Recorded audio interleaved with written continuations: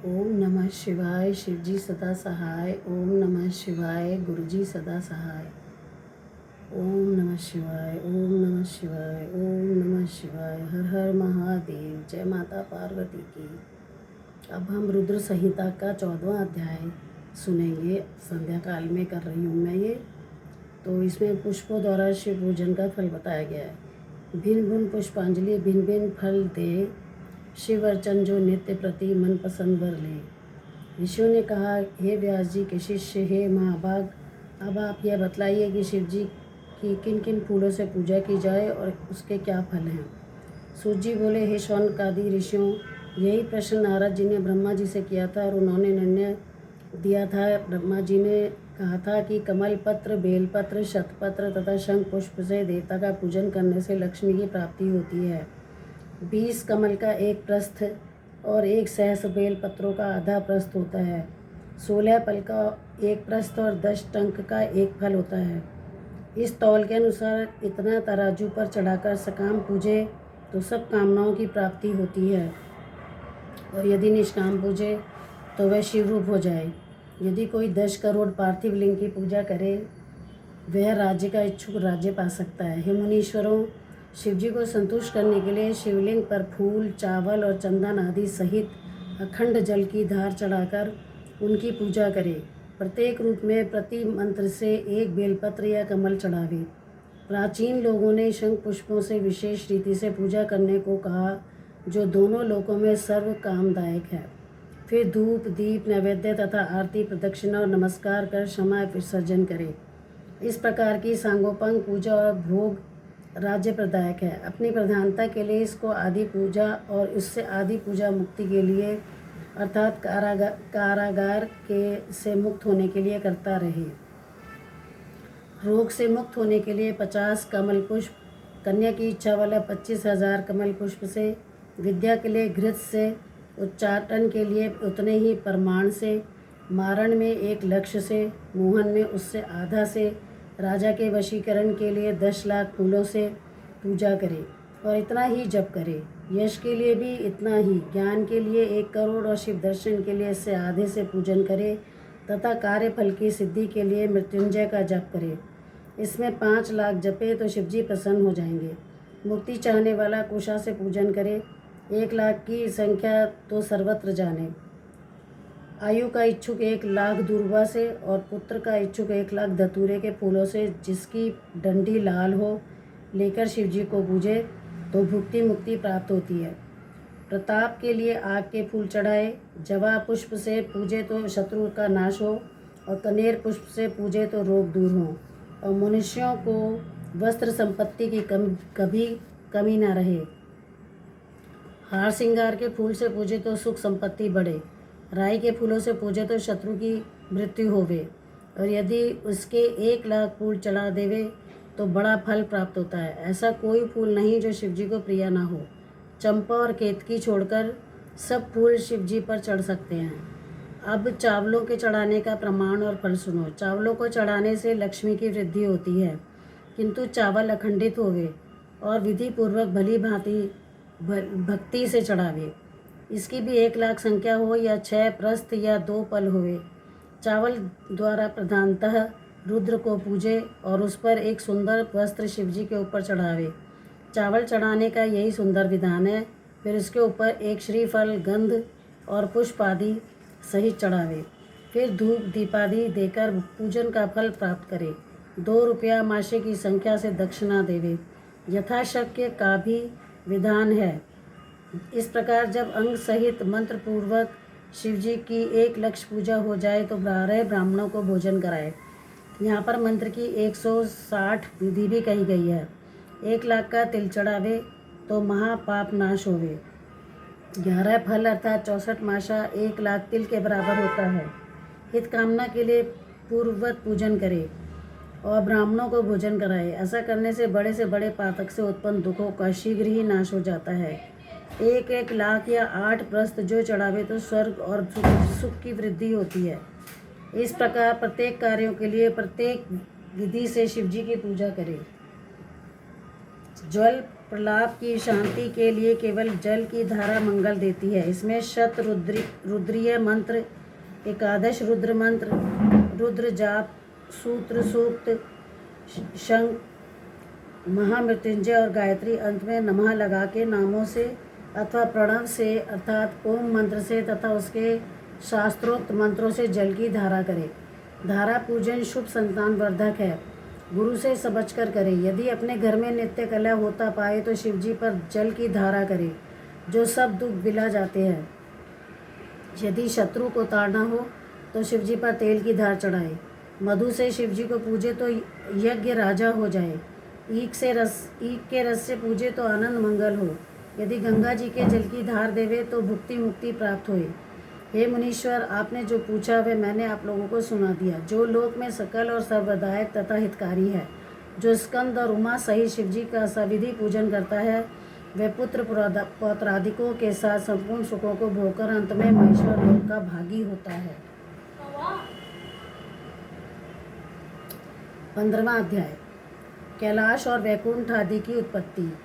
सृष्टि रचना हेतु तज ब्रह्मा विष्णु स्वरूप हंस वाराह धारण किया, तद्वद तद अनुरूप। नारद जी बोले, हे श्रेष्ठ ब्रह्मा जी, आपने हमको जो अद्भुत और परम पवित्र कथा सुनाई है उसके लिए आपको धन्यवाद है। अब उसके अनंतर और जो भी चरित्र और सृष्टि का प्रकार है वह सब सुनाने की कृपा कीजिए। ब्रह्मा जी बोले, यह तो आपने अच्छी बात पूछी है। इसके पश्चात जो कुछ हुआ और जैसा मैंने सुना है वैसा आपसे कहता हूँ। जब सनातन शिव जी अंतर्ध्यान हो गए तब मैं और विष्णु जी अत्यंत सुख को प्राप्त हुए।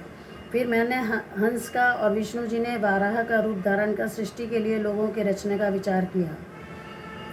इस पर नारद जी ने पूछा कि आप दोनों ने रूपों को छोड़कर हंस वराह का रूप क्यों धारण किया, इसका क्या कारण है। सूत जी कहते हैं कि तब शिव जी के चरण कमलों का स्मरण कर ब्रह्मा जी बोले, हंस की ऊपर जाने की गति निश्चय होती है और त्रितत्व के विभाग में उसे शीर नीर जैसा ज्ञान करने की बुद्धि होती है। हंस ज्ञान और अज्ञान के तत्व का निर्णय करने में समर्थ है। इसी कारण मुझ ब्रह्मा ने हंस का रूप धारण किया और वाराह की गति नीचे लाने में निश्चय होती है। इसी कारण विष्णु जी ने वंचारी वाराह का रूप धारण किया। इस रूप द्वारा विष्णु जी ने भवकल्प रचना चाहा। उसी दिन से यह वाराह कल्प कहलाया है। हे नारद, तुम्हारे एक प्रश्न का उत्तर हो चुका। अब सृष्टि की रचना विधि को सुनो। जब शिवजी अंतर्ध्यान हो गए तब मैं शिवजी को नमस्कार कर विष्णु जी के ज्ञान को प्राप्त हुआ। मेरा मन सृष्टि करने में लग गया। फिर उपदेश और विष्णु जी भी अंतर्ध्यान हो गए। ब्रह्मांड से बाहर निकल वैकुंठ में गए। तब तो मैंने सृष्टि की कामना से शिव और विष्णु का स्मरण कर पहले जल का निर्माण किया था। उस जल में एक अंजलि जल डालकर 24 तत्वों वाला एक अंड प्रकट किया तो फिर विराट हो गया। उसके विराट होने से मुझे बड़ा संशय हुआ और उसके लिए मैंने 12 वर्ष का एक कठिन तप किया। इस तप में मैंने केवल विष्णु जी का ध्यान किया। तब विष्णु जी प्रकट होकर मेरे अंशों को स्पर्श करते हुए बोले कि हे ब्रह्मा, मैं तुम पर प्रसन्न हूँ। शिव जी के प्रसाद से मेरे लिए कुछ भी अदेय नहीं है, जो चाहो मुझसे मांगो। मैंने कहा, शिव जी ने मुझे आपके ही आश्रित किया है और उन्होंने जो कहा है वही मांगता हूँ। यह जो 24 तत्वों वाला अंड विराट हो गया है और इसमें चेतना नहीं दिखाई देता है, इसको आप चैतन्य कर दीजिए। तब शिव जी का ध्यान कर विष्णु जी अनंत रूप से उस अंड में प्रवेश कर गए। फिर उस अंड से सहस्रों शीर, सहस्रों नेत्र और सहस्रों चरण सहित अवयव निकल कर पृथ्वी को चारों ओर से घेर लिया। विष्णु जी सातों लोकों के अधिपति हो गए। शिव जी ने उन्हें अपने कैलाश के ऊपर स्थान दिया। कैलाश वह स्थान है जिसका कभी भी नाश नहीं होता। सुतरा में सृष्टि रचने लगा। तब पहले पाप की सृष्टि उत्पन्न हुई जिसमें अविद्या और तम की प्रधानता थी। उससे मैंने स्थावरों की रचना की। फिर मैं मुख्य सृष्टि की रचना के लिए शिवजी का ध्यान करने लगा। तब तिरछे चलने वाले जीव प्रकट हुए। इनसे भी मुझे संतोष न हुआ। तब मैंने सात्विकी देवताओं की सृष्टि की, परंतु उससे भी कार्य साधन नहीं हुआ। अतः मैंने शिवजी की आज्ञा से रजोगुण वाली मनुष्य की सृष्टि की।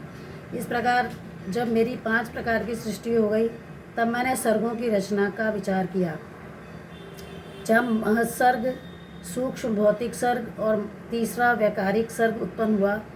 फिर वैकारिक सर्ग से प्राकृतिक सृष्टि 8 प्रकार की हुई, और जब इसी प्रकृति में विकृति हुई तब नवा कुमार सर्ग हुआ, जिसका वर्णन करना कठिन है। फिर उपयोगी द्विजात्मक सर्ग हुआ, जिसमें संकादिकों का महान कौमार सर्ग हुआ। ये संकादिक मेरे ऐसे मानस पुत्र हुए कि जिनमें महान वैराग्य संपन्न था। जब मैंने उनसे सृष्टि रचने को कहा तो उन्होंने वैराग्य दिखाया। इससे मुझे अत्यंत क्रोध आया, यहाँ तक कि मेरे नेत्रों से आंसू की बूंदें टपकने लगी। तब विष्णु जी ने आकर मुझे समझाया कि शिव जी का तप करो। मैंने बड़ा तप किया। तब मेरे भौं नासिका के मध्य से त्रिमूर्ति अर्धनारीश्वर महेश्वर अपने पूर्ण अंश से सबके ईश्वर अजन्मातेज की राशि साक्षात उमा के पति सर्वज्ञ सबके कर्ता नील लोहित नाम वाले शिवजी प्रकट हुए। उन्हें देखकर मैं प्रसन्न हुआ और कहा कि हे देव, अब आप जन्म मरण वाली प्रजाओं की रचना कीजिए। इस पर करुणानिधि महादेव जी हंसने लगे और बोले कि नहीं, मैं ऐसी अशोभन सृष्टि ना करूँगा कि जो कर्मवश दुख के सागर में पड़े। मैं तो दुखियों का उद्धारक हूँ और उनको अच्छी तरह गुरु मूर्ति के द्वारा ज्ञान प्राप्त कराता हूँ। अतः दुख रूप वाली प्रजा का निर्माण आप ही कीजिए। मेरी आज्ञा से तुम्हें माया की बाधा ना होगी। ब्रह्मा जी ने कहा कि ऐसा कहते हुए नील लोहित भगवान शंकर शीघ्र ही अंतर्ध्यान हो गए। 16वां अध्याय। 16वें अध्याय में वर्णन सृष्टि विधान ब्रह्मा विष्णु महेश का अनुपम कार्य महान। ब्रह्मा जी बोले, इसके पश्चात शब्दादि पंचभूतों द्वारा पच्चीकरण करके उनसे स्थूल आकाश वायु अग्नि जल और पृथ्वी पर्वत समुद्र वृक्षादिक और कालादि से युक्त पर्यंत कालों की भी मैंने रचना की तथा और भी सृष्टि के बहुत से पदार्थों को मैंने रचा। परंतु जब इससे भी मुझे संतोष नहीं हुआ तो मैंने अम्बा सहित शिवजी का ध्यान कर सृष्टि के अन्य पदार्थों की रचना की और अपने नेत्रों से मरीचि को, हृदय से भृगु को, शिर से अंगिरा को और कान से मुनि श्रेष्ठ पुलह को, उदर से पुलस्त्य को, समान से वशिष्ठ को, आँख से क्रतु को, कानों से अत्रि को, प्राण से दक्ष को, गोदी से तुम नारद को और अपनी छाया से कर्दम मुनि को उत्पन्न किया। साथ ही सब साधनाओं का भी साधन धर्म को मैंने अपने संकल्प से उत्पन्न किया। तब मैं कृतार्थ हुआ। फिर मैंने अपना 2 रूप किया। मैं आधे से नारी और आधे से पुरुष हुआ, जिसमें परम साधक पुरुष स्वयंभू मनु और शतरूपा नाम वाली योगिनी एवं तपस्विनी व नारी हुई कि जिस परम सुंदरी को ग्रहण कर मनु ने विवाह की विधि से मैथुन द्वारा सृष्टि को उत्पन्न किया। तब उससे मनु जी ने प्रियव्रत और उत्तानपाद नामक 2 पुत्र तथा आकुति देवहूति और प्रसूति नामक 3 कन्या उत्पन्न की और आकुति को रुचि नामक मुनि को और देवहूति को कर्दम मुनि को तथा उत्तानपाद की छोटी बहन प्रसूति को दक्ष प्रजापति को दिया, जिसकी संतानों से चराचर जगत भर गया। फिर आकुति के रुचि द्वारा दक्षिणा युक्त यज्ञ और यज्ञ के दक्षिणा में 12 पुत्र उत्पन्न हुए। फिर देवहूति के कर्दम मुनि से बहुत पुत्र उत्पन्न हुए और इधर दक्ष के 24 कन्याएं उत्पन्न हुई, जिनमें से दक्ष ने श्रद्धा आदि 13 कन्याओं को धर्म को दिया, जिनके नाम ये हैं श्रद्धा, लक्ष्मी, धृति, तुष्टि, पुष्टि, मेधा, क्रिया, बुद्धि, लज्जा, वसु, शांति, सिद्धि और कीर्ति। फिर उनसे छोटी 11 कन्याओं ख्याति, सतपूत, संभूति, स्मृति, प्रीति, क्षमा, सन्नति, अनुरूपा, ऊर्जा, स्वाहा और स्वधा को क्रमशः भृगु, भव, मरीचि, अंगिरा, मुनि, पुलस्त्य, पुलह, क्रतु, अत्रि, वशिष्ठ, वहनी और पितर इनको दिया, जिनकी संतानों से त्रिलोकी भर गई। फिर तो शिवजी की आज्ञा से प्राणियों के कर्मानुसार असंख्य जातियों की उत्पत्ति हुई और जिसमें ब्राह्मण श्रेष्ठ हुए। कल्प भेद से दक्ष के 60 कन्याओं की भी उत्पत्ति कही गई है और जिनकी संतानों से पाताल से लेकर सत्यलोक तक यह चराचर जगत व्याप्त हो गया तथा कुछ भी शून्य न रहा। इस प्रकार शिवजी की आज्ञा से ब्रह्मा जी ने सृष्टि की रचना की। सदा शिव ने त्रिशूल के अग्रभाव से सती की रक्षा की, जिन्हें सर्वव्यापी विष्णु ने अपने प्रभाव से पहले ही निर्माण किया था और फिर जो दक्ष जी से लोक कल्याण के लिए ही प्रकट हुई थी। इस प्रकार शिवजी ने भक्तों के उद्धार के लिए बहुत सी लीलाएं की, जिनका वाम अंग वैकुंठ और दक्षिण अंग मैं हूँ। इस प्रकार मैं, विष्णु और रुद्र, यह 3 गुण इधर प्रधान हुए और उधर इसी प्रकार सत, रज और तम 3 गुणों से, जिनका मैं स्वयं प्रधान हूँ, उसमें से रजोगुण वाली सुरा देवी तथा सतोगुण वाली सती और तमोगुण वाली लक्ष्मी प्रकट हुई। सती के परा और शिवा ये 3 रूप हैं, जिनमें यही शिवा सती के रूप में शंकर के साथ ब्याही गई और पिता के यज्ञ में शरीर त्याग कर नारद से अपने पद को प्राप्त हुई। फिर पार्वती होकर तप करके शिव जी को मिली, जिनके कालिका, चंडिका, भद्रा, चामुंडा, विजया, जया, जयंती, भद्रकाली, दुर्गा, भगवती, कामाख्या, कामदा, अम्बा, मृडानी और सर्व मांगलिक भुक्ति मुक्तिदायक नाम हुए। फिर तो यह तीनों गुणमयी देवियों और गुणमय तीनों देवताओं ने मिलकर अनेकों प्रकार की उत्तम सृष्टि की। हे मुनि सत्तम, इस प्रकार तुम्हारे लिए मैंने सृष्टि का प्रकार कहा। शिव जी की आज्ञा से मैं ही इस ब्रह्मांड का रचयिता हूँ। 17वां अध्याय, गुणनिधि की कथा। गुणनिधि ब्राह्मण पुत्र का संगति दोष प्रभाव द्यूत कर्म में रत यहाँ दर्शाया भाव। सूत जी कहते हैं कि जब इस प्रकार ब्रह्मा जी ने कहा, तब नारद जी ने नमस्कार का विनय पूर्वक फिर पूछा,